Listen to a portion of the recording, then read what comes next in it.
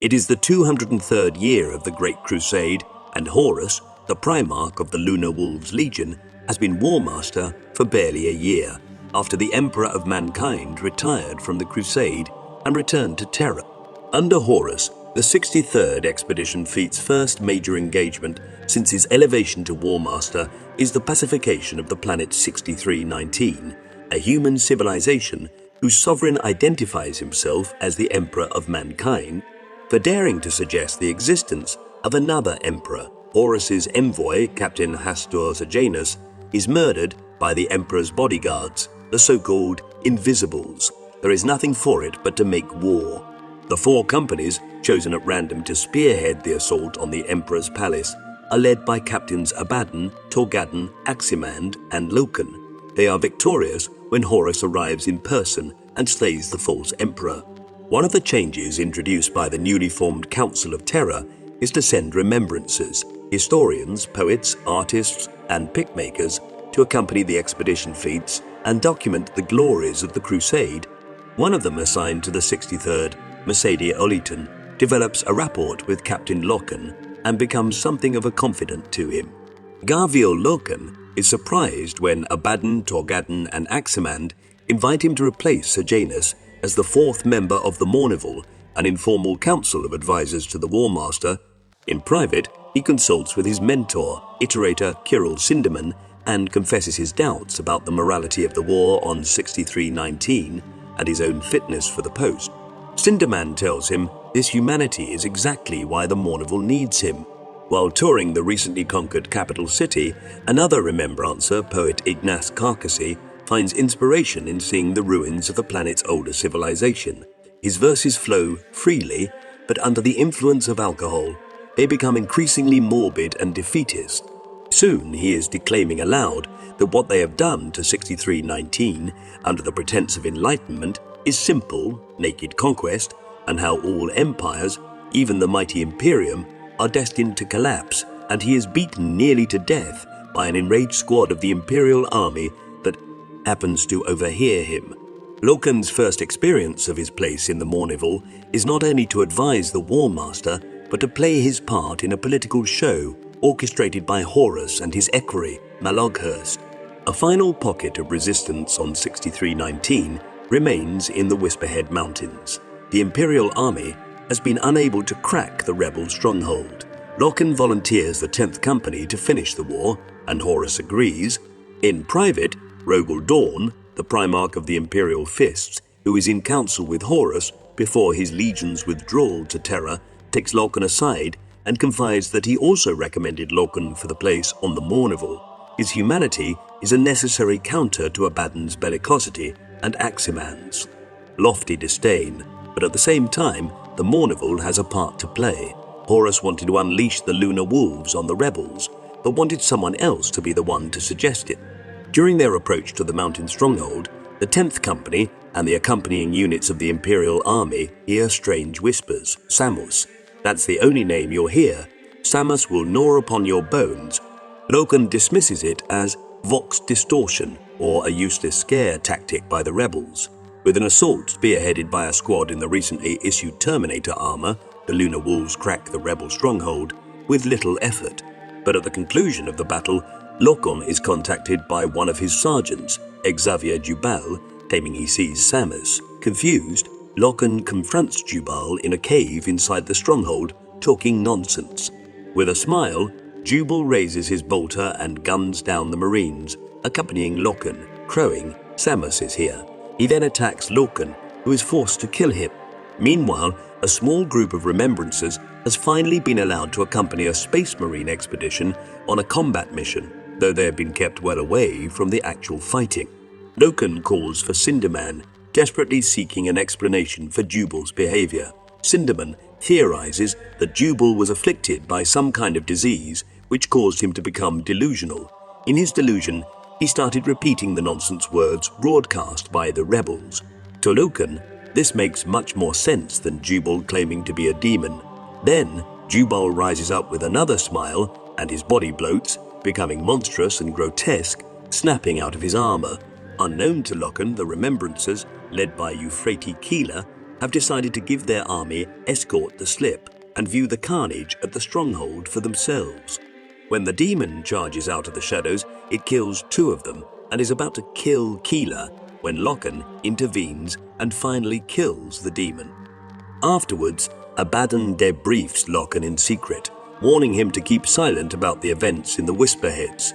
Then Horus arrives in person, ordering his son not to reproach himself. Placed in an unthinkable situation, Loken fought back and won, and his commander is very proud of him. To ease Loken's mind, Horus confides his understanding of what happened.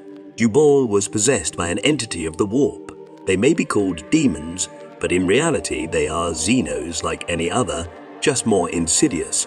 Loken is disbelieving, since they are all taught that only psychers, such as librarians, are vulnerable to warp entities, but Horus explains that there are places in the galaxy, Whisperheads are apparently one of them, where the barrier between the materium and the warp are unusual thin. Part of the reason Horus became War Master, he confides, is because the Emperor has withdrawn from the Crusade in an attempt to master the warp. If he fails, then all that the Crusade has accomplished will be for naught. As the Crusade rolls on through the sector, a distress call is received from the Blood Angels force on 14020, the planet grimly dubbed Murder by the last transmission of Captain Kitas Frome, before contact with the Angels force stopped altogether. Both the 63rd Expedition Fleet under Horus and a task force from the Emperor's children respond. The latter arrives first, and its leader, Lord Commander Eidolon, refuses to wait and orders his Space Marines to drop immediately. Soon, 2 companies of the Emperor's children, commanded by Captains Saul Tarvitz and Lucius, are fighting for their lives against the Megarachnids, the planet's insectile inhabitants. Electromagnetic storms have scattered the Space Marines all over the planet and are blocking Vox communication, making it virtually impossible for them to coordinate their forces. While the 63rd Fleet is en route to Murder, Loken must deal with several disturbing revelations. Going through Sergeant Jubal's meager possessions after his death, he finds a medallion showing Jubal's membership in the secret warrior lodges that have spread through several of the legions. Loken forbade his own men to have anything to do with them, and is furious to find out that not only Jubal, but his own trusted second, Nero Vippus, are members. Aximan placates Loken by bringing him as a guest to one of the lodge meetings aboard the Vengeful Spirit. Loken is surprised to find that Torgadden is also a member. Observing the meeting, Loken sees no heathen rituals or seditious plotting. Torgadden explains that the lodge is simply a place where the men of the Legion can gather as equals and speak their minds. Without regards to rank or unit, there may be Marines, but fraternity is one very human need that their creators did not breed out of them. Torgadden and Aximan believe that, if anything, the lodges strengthen the Legion, creating bonds of loyalty between men from different companies that might not otherwise exist. Loken is somewhat assuaged, but still has his doubts. The lodges may be benevolent, but they are still secret, and secrecy is anathema to a military organization. Loken finds Kirill Sinderman obsessively browsing the ship's data library for any reading material related to demons. The Iterator, a much reduced man since the events on 63-19, confesses that he has had difficulty focusing on the imperial truth he is supposed to be spreading.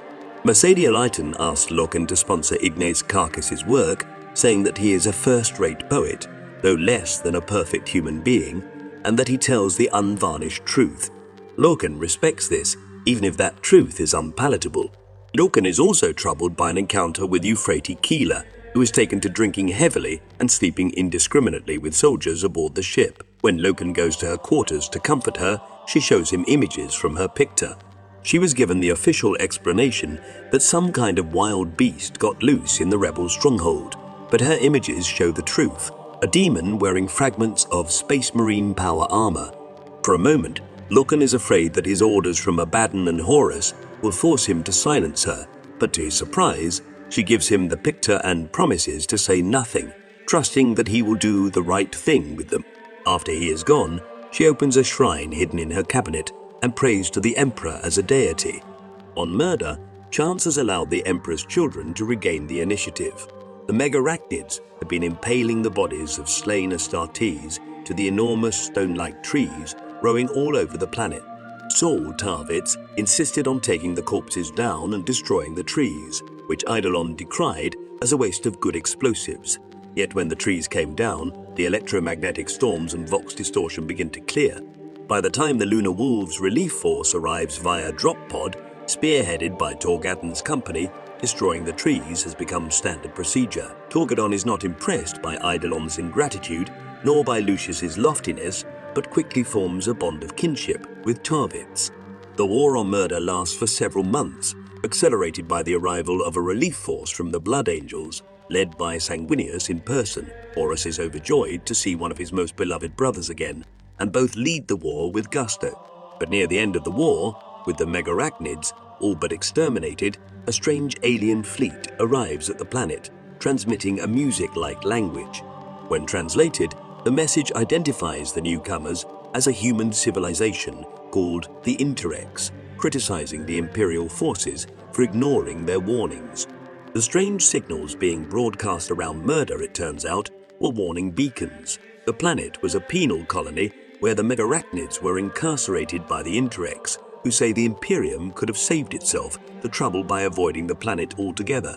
Horus, eager to establish peaceful relations with the Interrex, apologizes to their leaders to the secret outrage of Abaddon and Eidolon, among others. The expeditionary fleet travels to the homeworld of the Interrex, where they engage in prolonged negotiations. The Interrex, though human in origin, have developed several alien customs and mannerisms from exposure to Xenos species, several of whom have been absorbed into their culture. This alone, argues Abaddon and several of the more bellicose Lunar Wolves, is enough reason for them to go to war, but Horus refuses. Yet as the negotiations go on, the Interrex seem determined to keep the Imperium at arm's length, neither promising nor refusing to ally with them. The legions are growing impatient, and many of them pressure Horus to simply conquer them and move the crusade on. In an impassioned speech, Horus describes to the Mournival the time when his father stood with him on Sithonia, not long after they had first found each other. The Emperor pointed up at the stars and told his favorite son, "Make no mistake, and those stars will be ours." Even Lucan is surprised to hear that Horus still blames himself for Sejanus' death on 6319 and for letting the conflict there descend into violence, despite the others' assurances that he did everything he could. Horus feels the weight of his responsibility as War Master terribly, and is adamant that all peaceful means to establish relations with the Interrex must be exhausted, even if it means bending his father's absolute condemnation of Xenos or those cultures that have had contact with them. Lucan is among the War Master's entourage when he attends a reception at a dignitary's home. He is drawn into a conversation with a member of the Interrex's guard, who confides that the Interrex have been treading carefully because they feared the taint of chaos in the newcomers. From the Interrex's contact with the Eldar, they understand that chaos is a threat like no other, and it would be just like it to come into their space, posing as a friend, seeking to worm its way into their confidences and then destroy them. Horus told Loken that there is no fundamental evil at work in the galaxy, but the guard's words resonate uncomfortably with Loken's experiences on 6319, and he finds himself in understanding with the guard. It seems as if Loken has bridged the gap, and the two sides may now welcome each other as friends. But before the guard can convey this exciting news to his superiors, he receives word of an alarm, a break-in at the Interrex's museum where several dangerous Xenos weapons were kept. Cursing Loken as a deceiver, the guard leaps at him, and though Loken has the chance to kill him in self-defense, he decides to incapacitate him instead, showing mercy. Battle erupts on the streets of the Interrex city as the Lunar Wolves are attacked. Horus pleads for ceasefire, but when these are ignored, he rallies his men and charges into the heart of the enemy.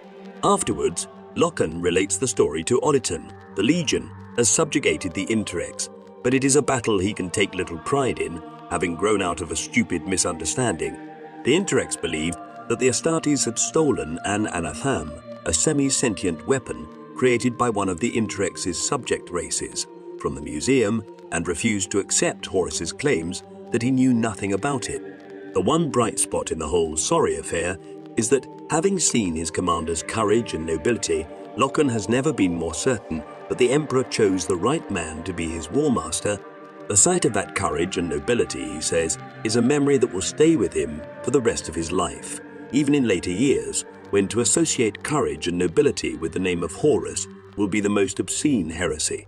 Meanwhile, in a hidden recess of the vengeful spirit, First Chaplain Erebus of the Word-Bearers, accompanying the fleet on a diplomatic pretext, examines the anathema he took and contemplates its galaxy-shaking possibilities.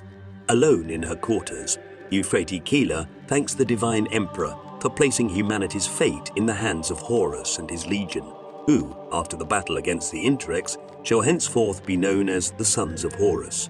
Oniton asks Loken where the fleet is headed next. He says a small side trip, made at the request of Chaplain Erebus, to a small moon called Davin.